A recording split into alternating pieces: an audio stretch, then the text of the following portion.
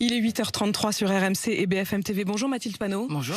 Vous êtes présidente du groupe La France Insoumise à l'Assemblée nationale et vous êtes vous-même députée du Val-de-Marne. 10e journée de mobilisation aujourd'hui, de grève, de blocage, des scènes de grande violence qui ont eu lieu en France depuis quelques jours, des manifestations qui se crispent, des manifestants qui se radicalisent, des affrontements avec les forces de l'ordre dans les rues ou à Sainte-Soline ce week-end, on va y revenir. Et Emmanuel Macron qui dans ce contexte vous accuse, vous, la France Insoumise. Il y a un réel projet politique mené par la France Insoumise, dit le président, qui tente de délégitimer l'ordre raisonnable, de délégitimer nos institutions. Le projet politique de la France Insoumise, c'est de surfer sur les violences. Ils veulent saper nos institutions, délégitimer les tenants de l'ordre responsable. Que répondez-vous ? D'abord que Emmanuel Macron joue un jeu extrêmement dangereux avec la démocratie. Quand le président de la République compare et amalgame les manifestants aux factieux du Capitole, lorsqu'il considère qu'une opposition, qui est une opposition qui propose une alternative au pays, parce que c'est ça la démocratie. Ce que fait la France Insoumise et la NUPES, c'est de dire nous pouvons vivre tout autrement dans ce pays. Eh bien finalement, il joue un jeu très dangereux avec la démocratie, où il délégitime à la fois la démocratie et ses oppositions, et il délégitime aussi la démocratie sociale qui devrait exister Donc, dans ce pays. Donc lui vous accuse de délégitimer la démocratie, vous l'accusez de délégitimer la démocratie. Mais bien sûr que oui. Enfin, rendez-vous compte. Il y a depuis des semaines des Français qui manifestent par millions. Il y a des grèves, il y a les représentants du peuple qui allaient voter contre la réforme, puisque la Première ministre a dit elle-même le compte n'y était pas. Et pourtant, Emmanuel Macron continue tout seul à vouloir ne pas retirer sa réforme des retraites. Regardez, même Benjamin Netanyahou, qui n'est pas connu comme étant le plus grand démocrate, israélien, a décidé de faire une pause sur sa réforme des retraites. Il a annoncé c'est pas la réforme des retraites, c'est la réforme de la justice. Réforme, bien sûr, de la justice, vous avez raison. Nous disons à Emmanuel Macron qu'il doit apprendre à faire comme l'ont fait Mitterrand, comme l'ont fait Chirac, comme l'ont fait beaucoup de présidents dans le monde, à ranger son ego, à ranger son caprice et à retirer cette réforme des retraites. On va revenir sur cette question de la suite politique de la réforme des retraites, y compris du Conseil constitutionnel. Mais je voudrais quand même qu'on s'arrête un instant sur cette accusation en effet de surfer, donc je le cite, sur la violence. Olivier Véran, qui était à cette même place hier matin, précisait que pour lui, Jean-Luc Mélenchon, devant les violences policières, il était favorable à toutes les formes de violence. Écoutez. Jean-Luc Mélenchon, il est insoumis devant les violences policières, mais il est soumis devant toutes les autres formes de violence. Et vous savez pourquoi ? Parce que Jean-Luc Mélenchon et ses amis, ce sont les rentiers de la colère, les rentiers de la misère des petites gens, et ils sont les actionnaires de ces formes de violence. Il faut le contester. Je le dis, il y a d'un côté ceux qui sont prêts à saper nos institutions pour les causes qu'ils servent, et ceux qui les défendent. Et ceux qui les défendent, elles sont de notre côté. Qu'est-ce que vous répondez à ça ? Le gouvernement essaye de faire une diversion grotesque. Il essaye de changer la discussion dans le pays, qu'on ne parle plus des retraites, des 2 ans de vie libre que les Français ne veulent pas se faire voler, pour aller pointer du doigt ici la force politique que nous sommes, qui est encore une fois une alternative et une force de gouvernement. Mais sur la question de l'agitation et de la violence, je peux répondre là-dessus. Est-ce que Mathilde Panot, vous souhaitez la révolution ? La révolution par les urnes, nous l'avons dit 1000 fois. La révolution citoyenne par les urnes. Et je vais redire pour la 1000e fois à ce bureau que nous sommes contre la violence qui attaque l'intégrité des personnes. Après, vous avez tout est amalgamé sous forme de violence. Des gens qui mettent des autocollants sur une permanence, des gens qui vont dégrader du type brûler une poubelle. Il faut arrêter avec ça. Moi, je salue le calme et le pacifisme. Vous estimez par exemple que brûler une poubelle, c'est pas de la violence ? Je salue le calme et le pacifisme de ce mouvement social et je vais vous dire. Si pendant des semaines, les manifestations se sont extrêmement bien passées. Pourquoi ? Parce que après le 49.3, il y a eu un changement de doctrine. Et moi, j'appelle chacun et chacune... De doctrine quoi ? De force de l'ordre ? Bien sûr, les ordres qui ont été donnés. Le problème, ce sont les ordres qui ont été donnés. Le problème, ce sont les armes qui sont données. Le problème, c'est la recréation de la Bravem, ces voltigeurs qui avaient disparu avec le meurtre de Malik Oussekine et qui est revenu en 2019 avec les Gilets jaunes. Depuis le 49.3 et le refus par notamment une jeunesse de la brutalité de ce passage en force. Eh bien, que s'est-il passé ? De nouveau, on donne des ordres, on voit réapparaître le spectre des Gilets jaunes avec une accompagnante d'élèves en situation de handicap qui a perdu un pouce, avec un cheminot qui a été éborgné et avec 2 personnes qui sont aujourd'hui dans le coma avec une entre la vie et la mort. On va y revenir, mais je vous repose cette question. Est-ce que vous souhaitez la révolution ? Vous dites la révolution par les urnes. Deuxième question, est-ce que vous assumez de tout conflictualiser ? Oui, je pense que le conflit crée aussi la conscience et que ça permet de penser les choses. Si ça je vous pose cette question, Mathilde Panot, c'est parce qu'effectivement plusieurs membres de la majorité rappellent depuis quelques jours le mode d'emploi que Jean-Luc Mélenchon lui-même avait théorisé sur la prise du pouvoir. Édouard Philippe l'a évoqué hier soir à la télévision. Plusieurs membres du gouvernement en parlent ici et là. Il rappelle que Jean-Luc Mélenchon s'inspire d'Hugo Chavez et j'ai vérifié. En effet, les propos de Jean-Luc Mélenchon sont très clairs. Il dit comment passer de la révolte à la révolution. Il s'était exprimé le 7 octobre 2012. Il avait dit la révolution, ça se crée, c'est une stratégie qu'il faut mener. Comme le camarade Chavez, disait-il, il faut transformer un peuple révolté en peuple révolutionnaire. La conquête de l'hégémonie politique a un préalable, il faut tout conflictualiser. Est-ce que vous êtes toujours d'accord avec cette théorie? Madame de Malherbe, là, vous êtes en train de rentrer pied dedans dans ce qu'est en train de faire le gouvernement sur ce que je disais. Que vous puissiez répondre à discussion. ces propos. Non, je vais vous dire, lors des élections présidentielles... Donc vous ne répondrez pas là-dessus? C'est quand même très important. Lors des élections présidentielles, qui datent de seulement il y a 8 mois, il faut quand même repenser cela. Hein. Lors des élections présidentielles, vous avez...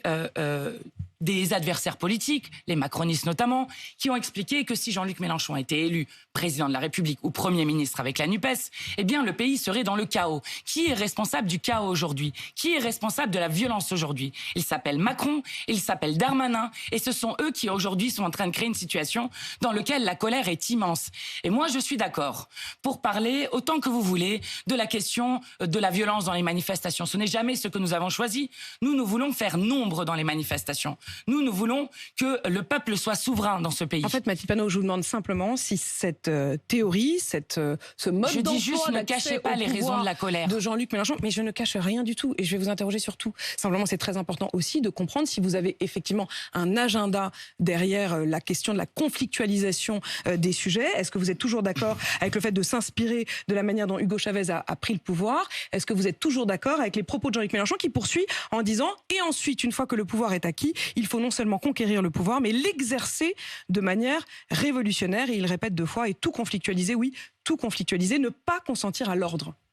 Nous sommes, je le répète, Est-ce l'objectif? Oui, nous sommes pour la révolution citoyenne par les urnes. Nous sommes partisans d'une 6e république. Mais bien sûr que si, vous avez déjà entendu Jean-Luc Mélenchon appeler les insoumis à aller assiéger je ne sais quoi. Jamais. Nous avons dit par les votes. Et je le dis, nous sommes partisans d'une 6e République avec une constituante où le peuple réécrirait la Constitution. Et je vais vous dire, si nous avions dans ce pays ce que nous proposons dans la Constitution, c'est-à-dire le référendum révocatoire qui permettrait de révoquer des députés, voire même le président de la République, ou le référendum d'initiative citoyenne que demandaient notamment les Gilets jaunes, qui permettait à la fois de proposer une loi, mais aussi de l'abroger, eh bien nous aurions des possibilités de sortie par le haut de cette situation de chaos qu'a créé Emmanuel Macron. Et aujourd'hui, nous ne les avons pas parce que le pouvoir est concentré sur un seul homme. Ça veut dire quand même que ce matin, Mathilde Panot, pour clore ce sujet, le Venezuela de Chavez reste un modèle. Mais non, mais c'est pas ça que je suis en train de vous dire. Nous inventons un modèle à la française. C'est ce que nous avons dit pendant toute la campagne présidentielle. C'est ce que nous continuons de dire. Et je vais vous dire, aujourd'hui, ce qui se passe avec le mouvement sur la réforme des retraites, le monde est en train de regarder la France. Quand vous voyez le nombre de soutiens que nous avons, de syndicats étudiants, de forces politiques un peu partout, quand vous voyez les rassemblements devant les ambassades, à la fois en solidarité au peuple de France, mais aussi en réponse à la brutalité de la réponse policière qui est apportée par Emmanuel Macron, eh bien je crois qu'à la fois la France regarde le monde et Emmanuel Macron fait honte à la France à l'international. Et je le dis très solennellement ici, il n'y aura pas d'issue policière à une crise politique. Il faut une issue politique. Et c'est la question de savoir laquelle... Ça veut dire quoi une issue policière, Mathilde Panot? Eh bien, d'avoir une sorte d'instrumentalisation de la police, de la justice par le gouvernement qui leur demande finalement de faire de la répression à tout va. On n'a jamais arrêté un mouvement de colère aussi fort. Y compris la justice, Mathilde Panot. Oui, c'est pas seulement la police. C'est ce que dit le syndicat de la magistrature notamment, si vous regardez leur communiqué, qui explique qu'ils ne veulent pas être utilisés pour réprimer les manifestants. Quand vous voyez ne pas être utilisés pour réprimer les manifestants, est-ce que ça veut dire que quand il y a violence, il faut laisser faire? Moi, je vais vous dire, regardez la Suisse, regardez l'Allemagne. Il y a des black blocs là-bas. Vous êtes d'accord avec ça? On en annonce 1000, en tout cas le ministère de l'Intérieur en annonce 1000 dans les cortèges en France. Dans ces pays-là, il y a des black blocs. Est-ce que vous avez déjà vu des images qui sont d'ailleurs souvent les mêmes, qui se déplacent de frontière en frontière, qui chargent de manière indistincte une foule? Ça n'existe pas. J'écoutais hier votre confrère suisse qui disait en Suisse, nous sommes extrêmement choqués de voir une police qui va charger toute une foule, qui va de manière complètement indistincte gazer l'ensemble d'une foule. Ça n'existe nulle part ailleurs. Pourquoi est-ce qu'en France, en 2023, on continue de perdre un œil, de peut-être perdre la vie ou de perdre une main lorsqu'on manifeste? C'est ça la question qui est posée. Maintenant, je vous pose je la vais question, vous dire, Mathilde Panot. je vous dis juste une dernière chose. La France avait refusé de participer. Je le dis parce que la police. Eh bien, faire ce Vous qui avez se vu fait. ces images à Sainte-Soline. Il y a eu des affrontements des deux côtés. Il y a eu une extrême violence. On va revenir sur les blessés. Mais quand vous voyez également les images vues depuis le camion des gendarmes, que doivent-ils faire? Écoutez, quand je Rien. vous dis l'Allemagne et la Suisse, Est-ce qu'il doit c'est tendre parce l'autre que joue? il y a eu des recherches qui ont été faites avec un groupe de recherche qui était composé à la fois de chercheurs et de policiers au niveau européen. 12 pays européens y participaient. La France a refusé d'y participer. C'est juste. La Quel France a était refusé d'y l'objet de participer. cela? L'objet de cela, c'était la gestion pacifique d'une foule, avec des chercheurs qui expliquaient qu'une foule est de manière assez naturelle, solidaire les uns les autres. Et donc, que fait-on par exemple en Allemagne? Eh bien, ils mettent des gros camions avec des énormes haut-parleurs sur lesquels ils font des sommations en disant, voilà, nous allons faire ça. Ils arrivent à dévier un cortège de tête avec des gens... Mais serait-il écouté? Je vais vous donner un exemple, Mathilde Panot. Ce matin, je recevais une étudiante qui appelle aux manifestations, plus globalement depuis 2 semaines, et pas uniquement sur la question des retraites. Elle est à la tête du collectif qui s'appelle Point Levé. Et lorsque je lui posais la question, est-ce qu'au moment, à la fin des manifestations, quand il y a cette sommation des policiers qui demandent à ce que la manifestation soit dispersée, que vous rentriez chez vous, est-ce que vous respectez ces ordres? Elle disait non.